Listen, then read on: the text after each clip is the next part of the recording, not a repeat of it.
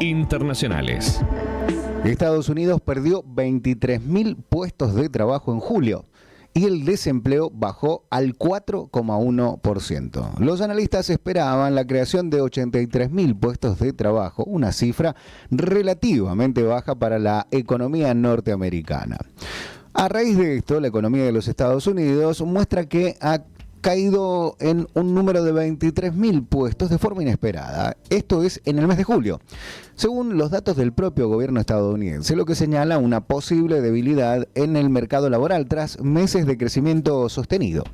Los analistas esperaban la creación de 83.000 puestos, como te decía, pero esta, que era una cifra relativamente baja para la economía argentina, no ha sucedido. Por tanto, la tasa de desempleo marcó 4,1% de baja, de acuerdo con los datos publicados este viernes por la Oficina de Estadísticas Laborales, BLS por sus siglas en inglés. El empleo cayó en los sectores de educación del gobierno local y comercio minorista, mientras que continuó en expansión en el sector de la salud, según indicó el BLS en un comunicado que se publicó en la mañana del día de hoy. La BLS también revisó a la baja el crecimiento del empleo en los 2 meses anteriores en 103.000 puestos de trabajo, lo que muestra un mercado laboral menos sólido de lo que se había informado previamente. Con base en las nuevas cifras, la creación del empleo alcanzó su punto máximo en marzo, antes de descender durante los 3 meses siguientes y entrar en territorio negativo en junio. La tasa de desempleo se ha mantenido relativamente estable pese a la volatilidad del mercado laboral, en el contexto en el que la oferta de trabajo ha disminuido debido al envejecimiento de la población y a una menor migración neta por las condiciones del Estado Nacional en cuanto a políticas migratorias. Las nuevas cifras podrían encender las alarmas en la Reserva Federal de los Estados Unidos, que hasta ahora había considerado el mercado laboral como mayormente estable, con funcionarios que afirmaron estar centrados en el componente de inflación de su mandato. Los datos de julio mostraron que el sector de educación del gobierno local perdió 50.000 empleos, luego de haber registrado escasos cambios durante el año anterior. Esto tiene que ver con el comercio minorista, que también perdió puestos de trabajo, en este caso 19.000, con caídas en los minoristas de almacén. Empresas como, por ejemplo, la grandes Costco, Sam's Club y otras que ofrecen descuentos por compras al por mayor de productos para el hogar y en las tiendas también de mercancía en general. El empleo del sector de actividades financieras continuó su tendencia a la baja, con una pérdida de 14.000 empleos. El empleo en este sector acumula una caída de 121.000 puestos de trabajo desde su pico de mayo de 2025. En el caso del sector de la salud, es el único que hasta el momento ha sostenido el mercado laboral estadounidense durante el último año, impulsado por el creciente número de estadounidenses, se dice, que envejecen y requieren más asistencia médica y por tanto es más negocio. No es como aquí, que es gratuito, o sea, es público, lo paga el Estado, pero no es parte del negocio corporativo. Estados Unidos tiene una tendencia al pago y por eso cuando envejece la población es más negocio. En julio el sector sumó 22.000 empleos, aunque a un ritmo más lento que el promedio del último año. Las ganancias promedio por hora aumentaron un 3,2% respecto del año anterior, por debajo de la inflación, por supuesto, lo que deja a los trabajadores con menos ingresos en términos reales. Nacionales. Bueno, el día después de la fallida ley de inviolabilidad, en algunos términos, en otros pasó, le podríamos denominar como el traspié, el gobierno no va a insistir con la ley de tierras y también va a frenar todos los paquetes de desregulación. Las autoridades nacionales resignaron ya la iniciativa que buscaba derogar una norma aprobada durante el kirchnerismo, más precisamente 2011. Los argumentos han quedado en el camino para estas modificatorias. A pesar de que se trabajó durante varios meses en esta norma o en este proyecto de regulación y varios funcionarios se abocaron a defenderla tanto en el ámbito privado como públicamente, el gobierno ha decidido resignar una de sus intenciones, es decir, modificar la ley de tierras, y no tiene pensado en insistir en un futuro cercano con esta iniciativa. El tema es la principal crítica por parte de los grupos de manifestantes que, aunque el articulado se haya borrado, se concretó y se concentró en las afueras del Congreso. ¿Para qué? Para protestar en contra del resto de proyectos de inviolabilidad de la propiedad privada. De acuerdo a lo que precisaron las fuentes oficiales en la jornada del día de hoy, aunque se trata de una medida que tiene todo el respaldo del presidente Javier Milei, como así también de su gabinete, y se alinea ideológicamente con la agenda libertaria, la falta de apoyo popular y de los aliados y de parte de la sociedad impidió que se tratara y que se continúe. De esta manera, quien queda expuesto es el ministro de Desregulación y Transformación del Estado, Federico Sturzenegger, autor del artículo que fue descartado, y del capítulo también, por supuesto, sufrió una nueva derrota parlamentaria. La jefa del bloque, Patricia Bullrich, del bloque de la Libertad Avanza, fue la que terminó acordando con la oposición en el recinto eliminar el apartado de propiedad privada para evitar que todo el texto y así toda la ley cayera. El funcionario, a quien se le vienen negando varias reformas propuestas, como un nuevo pedido de facultades delegadas, recordarán ustedes, se habría enterado de la decisión del gobierno del cual forma parte a través de las redes sociales por los medios de comunicación. Y este es otro traspié, en este caso comunicacional, pero interno del gobierno nacional. La senadora del oficialismo tomó la decisión de sacar la ley de tierras de la mesa de discusión mediante un diálogo que tuvo entre el martes y el miércoles con el jefe de gabinete Diego Santilli y su vice Ignacio De Witt, hombre de confianza de la secretaria general Karina Milei. Fue todo consensuado con Casa Rosada, lo venían hablando Patricia, Diego y Nacho, confirmó un integrante de esta mesa política.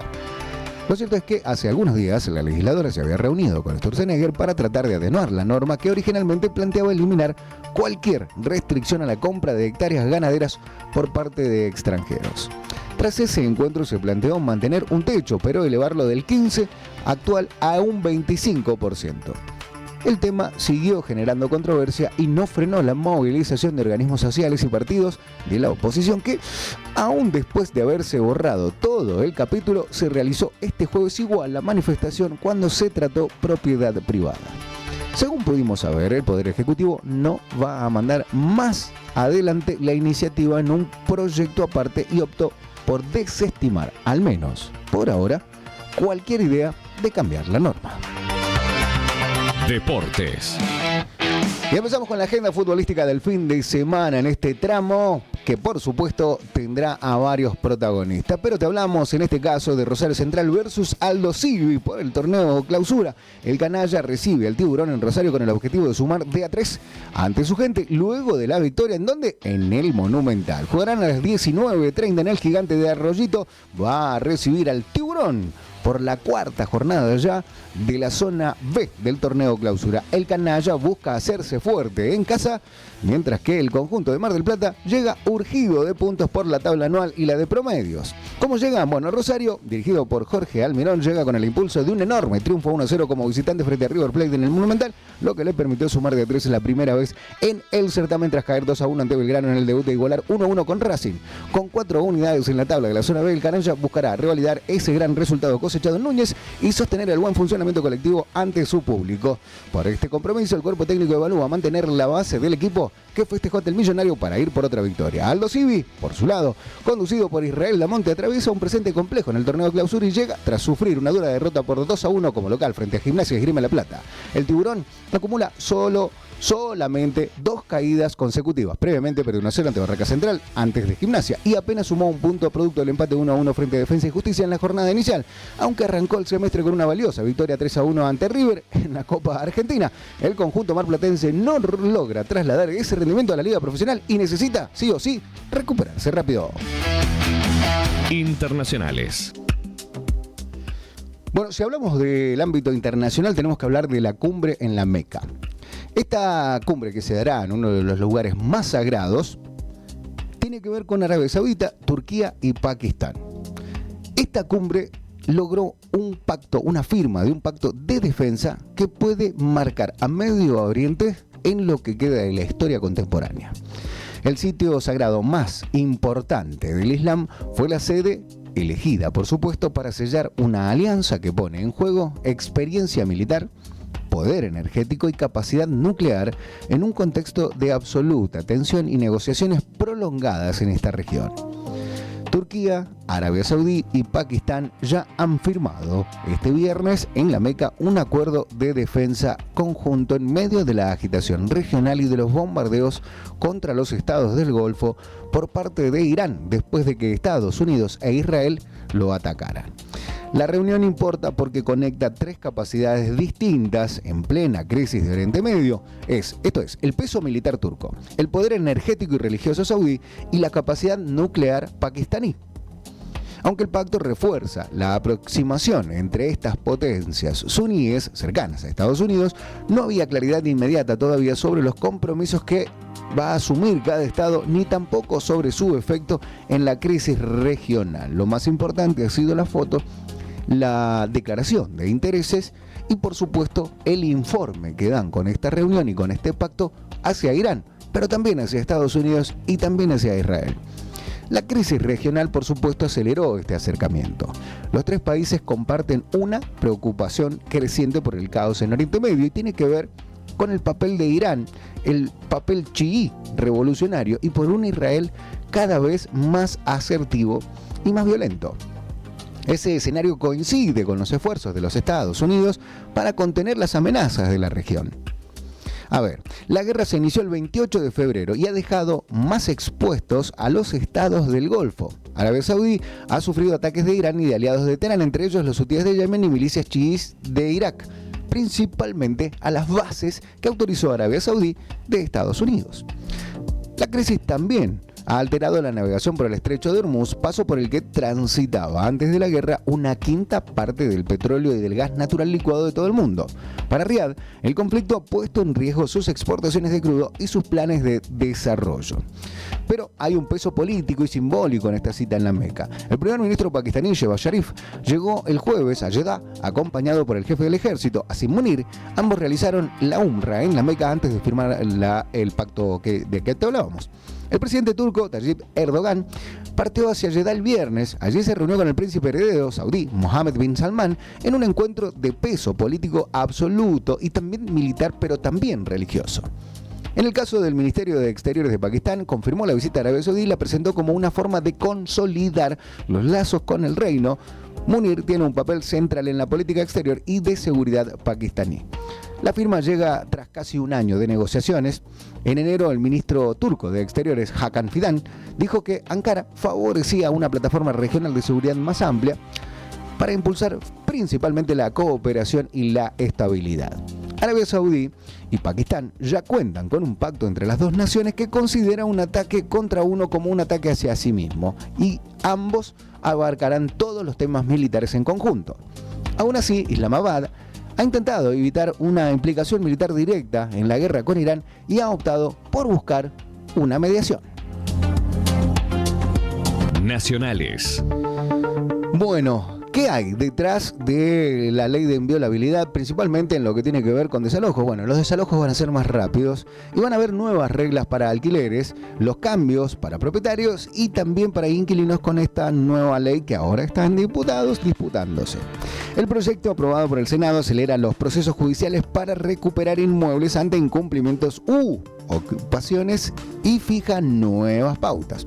La iniciativa todavía, como te decía, debe ser tratada por la Cámara de Diputados. Es decir, el Senado dio mediación al proyecto de ley de inviolabilidad de la propiedad privada que introduce cambios en los procedimientos de desalojo de inmuebles urbanos y rurales.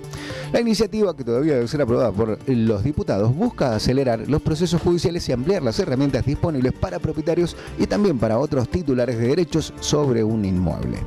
Uno de los principales cambios es que las acciones de desalojo deberán tramitarse mediante un juicio sumarísimo, es decir, por una vía judicial más breve que los procedimientos tradicionales. Además, el proyecto amplía quiénes pueden iniciar una demanda. Ya no será exclusivamente el propietario quien pueda reclamar la restitución de un inmueble, sino cualquier persona que pueda acreditar un derecho o interés legítimo afectado por una ocupación. En el caso de los alquileres destinados a vivienda, el proyecto establece una instancia previa obligatoria antes de iniciar un juicio por falta de pago. El propietario deberá intimar formalmente al inquilino y otorgarle un plazo de al menos 10 días corridos para cancelar la deuda. La notificación podrá realizarse en el domicilio establecido en el contrato, incluso por medios electrónicos. Deportes.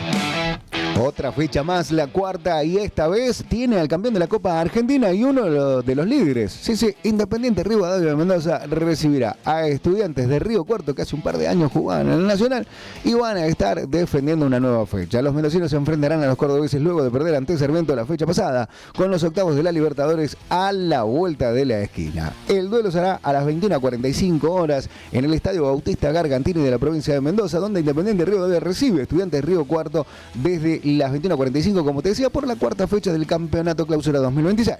La lepra mendocina intentará hacerse fuerte de Mendoza para mantenerse en los primeros puestos de la zona B y líder en la tabla anual, mientras que el conjunto cordobés buscará sumar algún puntito y por primera vez fuera de casa.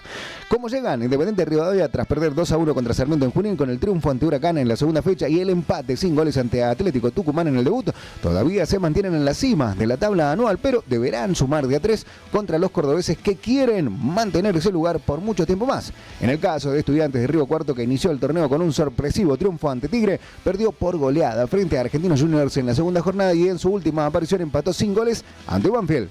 Ahora viajarán a Mendoza en busca de dar el batacazo y al menos rescatar un punto de una cancha difícil como lo es el Bautista Gargantini.